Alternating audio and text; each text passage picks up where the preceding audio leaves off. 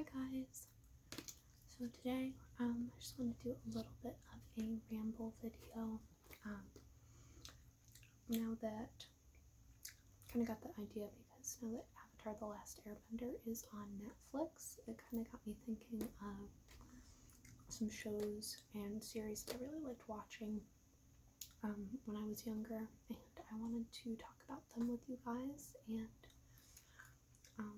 I'd like to hear what you guys were really into when you were younger and kind of nostalgic for, and what you'd like to see potentially get added back to like a major TV platform or be brought back. So, as I mentioned, I did grow up watching a lot of Nickelodeon, and Avatar: The Last Airbender was a big show that I really enjoyed. And I do have, these aren't mine, so I can't claim being the cool kid with the box set. These are actually a friend's. They had lent them to me before it was announced that Netflix was getting Avatar: The Last Airbender series put on. But this was a really influential series, and I'm going back through and watching each episode of the original Avatar: The Last Airbender series. And it's really interesting to see, when I originally watched this show, I was pretty young, so I think I missed a lot of the significance of a lot of character action, a lot of character dialogue, some of the relationship aspects, because I was so young. Let me see when this came out. If it has like a date or something, I guess I could look it up. But I'm 24 now. This is copyright 2006, so that's 14 years ago. I would have been like 10 when this was out and about, so. But a really good show. I'm really enjoying watching it a second time. I thought that I remembered a lot more than I actually did. Like when I was watching the first episode, for some reason I thought that they went to like the air temple in the first episode, so I was like, okay, we got him out of the ice, where's the air temple? And that didn't appear for like until the second or third episode, so there's a lot that I'm revisiting. I believe as a kid I watched every episode, but there just seems to be a lot that I missed. Either I was too busy like eating goldfish or something in front of the TV, or, you know, kind of worrying that my parents were going to turn the TV because it'd be too late at night or something. But really good show. I did start watching the first season of Korra when it came out. I got through, I think, the full first season, and then I kind of fell off a little bit. I think it was just the timing. I believe that came out closer to when I was in like high school.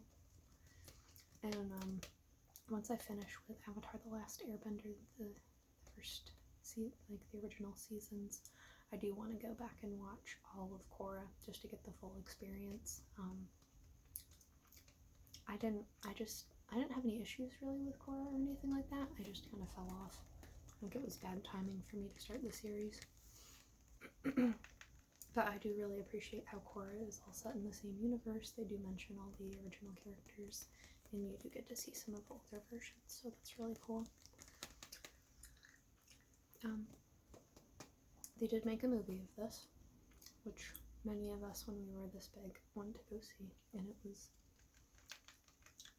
probably one of like the worst movies I've ever seen. Even as a kid, I knew it was something interesting. I'm excited to hear that Netflix is going to be making like a live action series, because I think that they should be able to do it better. Honestly, I think anything would be better than the live action movie.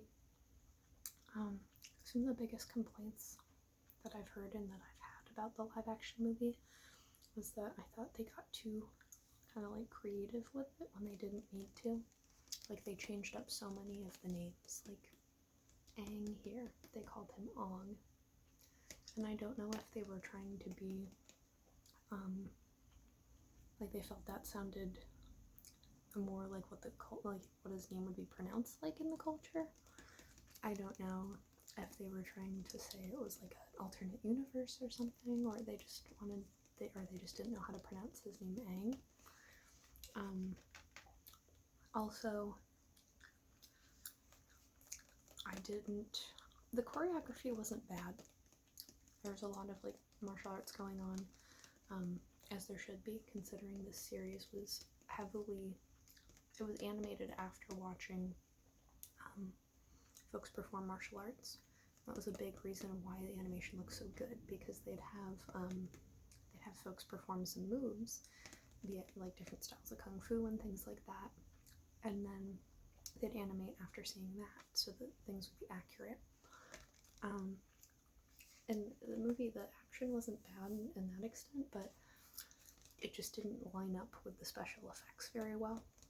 There's like an iconic scene in the movie where you have all these earthbenders moving a rock, and they do like a whole choreographed sequence of bending, and there's like a dozen of them, and they move a rock that's like this big.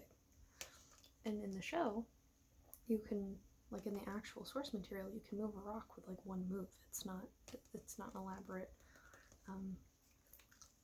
dance number by a whole team of people for one rock. Like if they were doing like a large scale movement of land or a continent or something, like it would definitely merit that, but it just felt like the folks that were making the movie they either really wanted to get separate from the source material, or they didn't bother to really take into consideration the source material.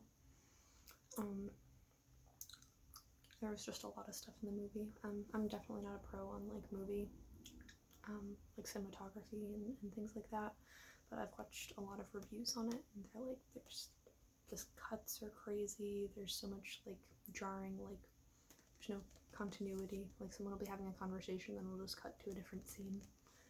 So hopefully in the live action Netflix series we get this done right, because I would love to see a live action of this done well.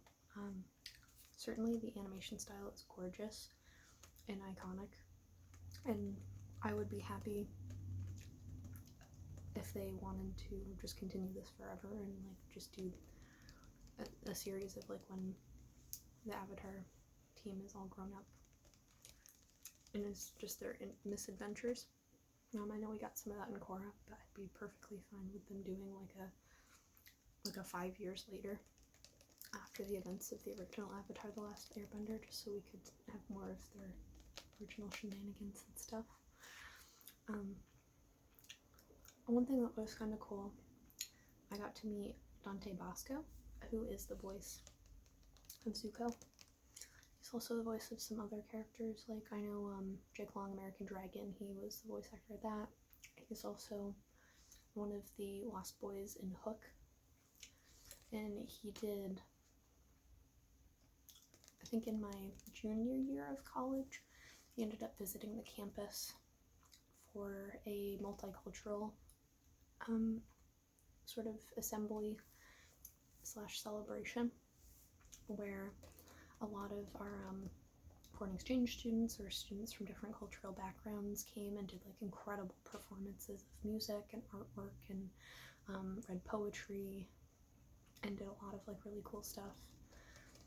And he was invited as a guest speaker, and I was fortunate enough to go because I had friends that lived in there was basically it wasn't the anime house, but it was like a Japanese studying house where they would watch anime, they would read manga, they would do a lot of things like for an event each month to kind of appreciate the culture, try to cook authentic cuisine and things like that. And they were like, hey, do you want to come to this? We can get some extra tickets. So I was like, I'd love to. It was super cool in terms of the speech he gave.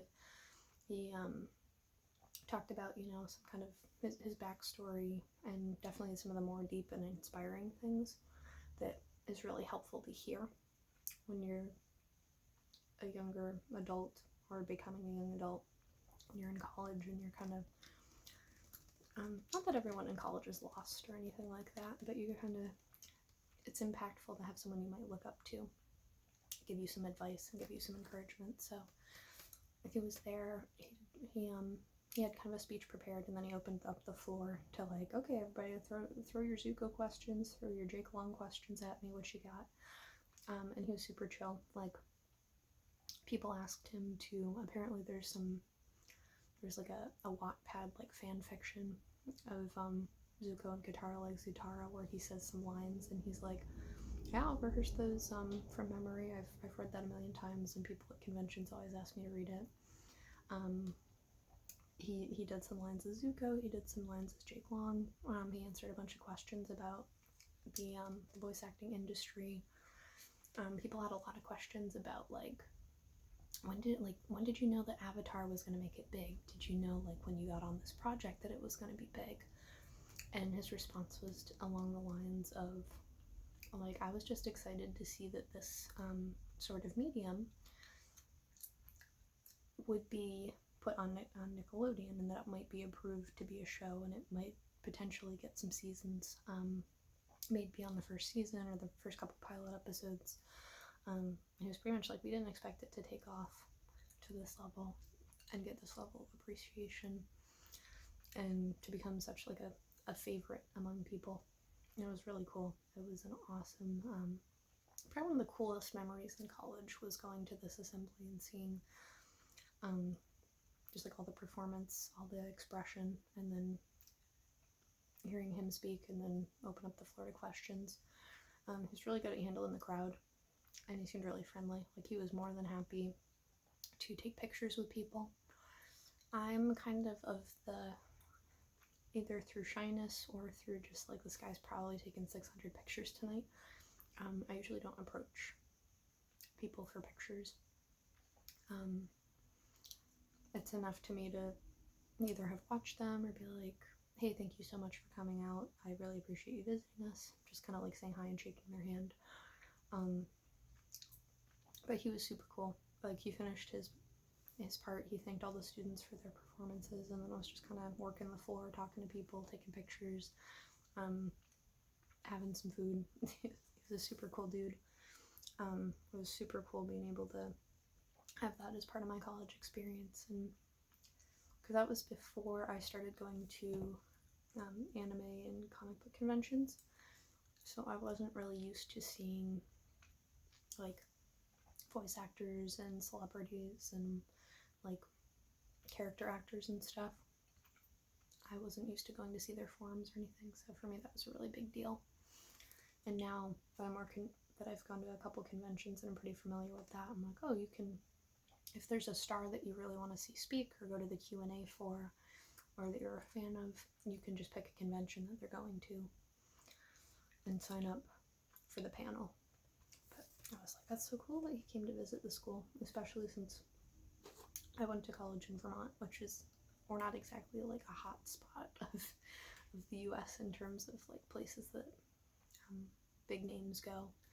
We don't really attract the crowds, so it was super cool. A super good memory of this series, and it's just really made my memories of this series pretty cool. It was one of my first experiences with meeting a voice actor, because usually you have kind of an idea of where the voice goes, or you hear the voice and you think, oh yeah, that's Zuko, and imagine a picture of Zuko, or oh yeah, that's Jake Long, the American Dragon, and imagine what they look like. And it's interesting to see the voice actor behind it and see what their personality is like, if it matches the character, or if it's separate from the character.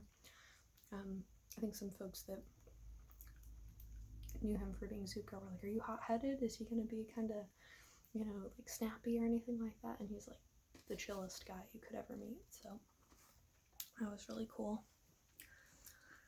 On a different note, another series that really, both DVD sets that I really loved as a kid and I've watched every episode a couple times, is the Justice League animated series. I'm a big fan of the DC animated. I'm not a very, like, Marvel versus DC kind of person. I grew up with more DC than Marvel, so I tend to like a greater number of DC characters just because I grew up with them. And having the ability to watch the Justice League animated series as a kid exposed me to a lot more, especially when it came to Justice League Unlimited, where they really expanded the team. But it's really good. There's a lot of,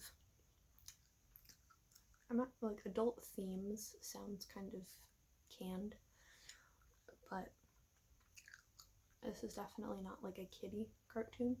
There's a lot of substance in these, and they've had some episodes to raise, like, moral questions. One of my favorite episodes from this series is there's a Christmas episode where it kind of addresses where each member of the core Justice League team is spending Christmas and how they're spending their Christmas. And you get a couple, like, really fun interactions. Like, there's a scene where Superman goes home and he can just be Clark Kent for the weekend, and, like, Ma and Pa Kent are wrapping all the presents with, like, lead wrapping paper that has lead on it so that you can't see through it. And he's just, like, holding it up, staring at it. It's like, ah, dang it, it's lead. And it's just, this is kind of the animated, like, DC goodness that I'm used to, at least growing up with this series. I don't have too strong of an opinion about, like, the modern live action Justice League with, like, Henry Cavill and Ben Affleck and Gal Gadot in it. I think that I was happy in the live action Justice League movie to see them start to loosen up a little bit. Don't get me wrong, my favorite version of Batman is, like, the old school, like, Dark Knight, where he's like the Ben Affleck kind of what he's portraying Batman. So I do like the gritty Batman, but I'm also used to the Batman that's sarcastically cracking jokes and that is just, like, kind of cold and funny. I'm used to the Superman that's always positive and that is always, you know, looking on the bright side, who's just impossibly good, like an unachievable amount of good, and who is kind of, he might be out there saving the world, but he's also trying to unwrap it, trying to see through his Christmas presents at home. And I think I saw just a little bit of that in the Justice League movie. And I feel like Wonder Woman's always pretty consistent. She's willing to throw some zingers at these guys, but she's always pretty grounded and pretty determined and steadfast. This series is really good it introduced me to, I didn't know Martian Manhunter, you can see here, or Hawkgirl, until I watched this series. I pretty much was like, I know the Flash, I know Batman, I know Superman, Wonder Woman, Green Lantern. But this series really quickly introduces you to those characters, and then in Unlimited, once they finally, like, establish the Watchtower and base of operations, you get to see a ton more characters that they interact with and that get to interact. And it's just an incredible series. Like, the art style is incredible, the storylines are really good, and the character interactions are, like, there's a good amount of humor in it without taking away from some of the more serious plot lines. I think that's kind of something that's tough to ride the line of these days, where some movies want to throw a ton of humor in, which can be good to, like, break it up and remind you you're watching a comic book movie, but also it makes some of them, like, the moments that are supposed to be impactful not hit quite as hard. But this did a good job balancing it with both being a cartoon and being, like, a serious kind of comic book situation of people's lives are on the line, the earth is on the line, other civilizations are on the line, so there's a time to take things pretty seriously. In the same note of Justice League, but that I don't have the DVDs for, I was a big fan of Smallville when that came out. I'm not sure how well it's aged.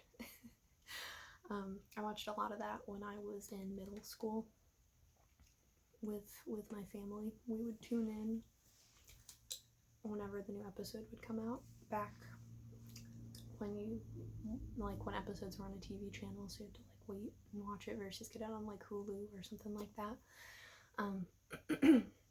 So we would watch Smallville, and that was just probably my favorite interpretation of Clark Kent, and that might just be the nostalgia talking. He just seemed, I guess, relatable. I really liked Tom Welling's portrayal of him, and I was really stoked when the modern shows did the multiverse.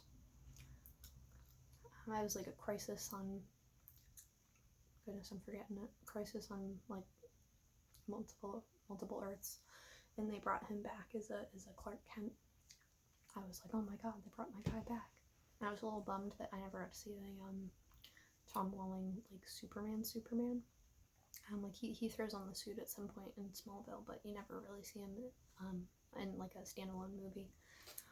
But that was a series that I watched as a kid in its entirety. I really liked the premise of it. I'm kind of nervous at the idea of going back and watching it again, because looking back, I'm thinking the special effects might not hold up. And there's a lot of high school kind of drama and a lot of romance drama in it, which can be entertaining, but also might be a little weird to go back to now that I'm older. I think I watched it probably when I was 12 or something, 12 or 13. So, very different perspective.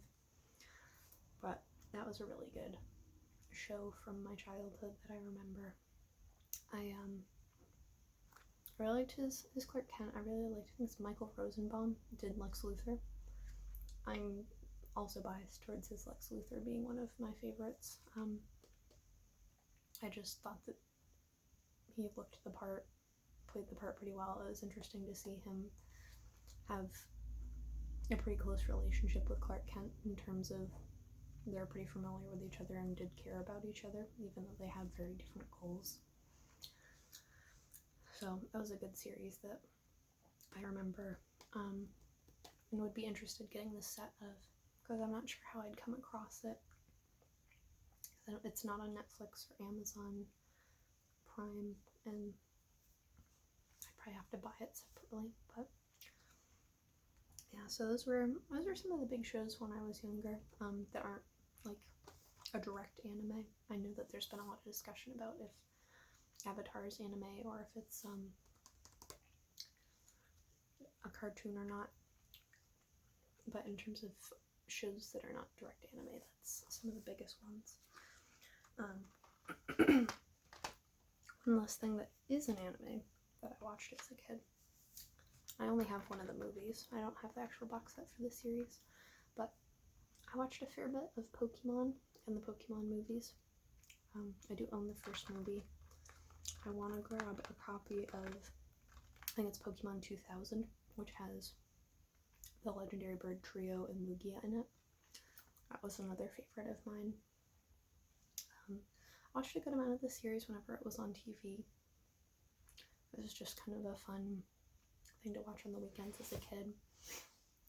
I liked it because you could kind of watch it out of order, because there wasn't a whole lot of continuity outside of, if you watched an episode down the line, you'd miss Ash catching one of the Pokemon. So I watched that.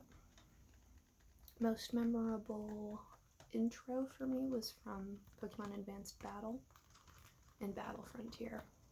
I still have those opening songs stuck in my head beyond the original season